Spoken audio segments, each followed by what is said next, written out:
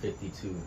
During the ministry and lifetime of Jesus Christ, he healed many people and taught many amazing lessons.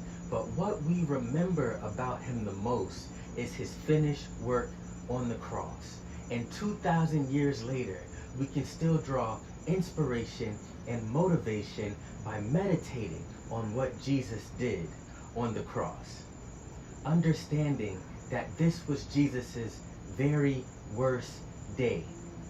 Following in his footsteps, we understand that on our very worst days, we become inspiration and motivation for all those around us.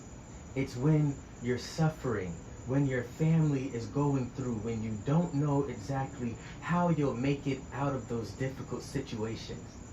When you go through well, you become inspiration for those around you. You pave a path for salvation for all those who will follow after you. Your good days are great, but on your worst days, you transform into something that will outlast any problem you go through. Group 52, Jesus loves you and he is closer than ever on those tough days. Remember, go through well because you are becoming hope for someone else. God bless you and have the best week of your life.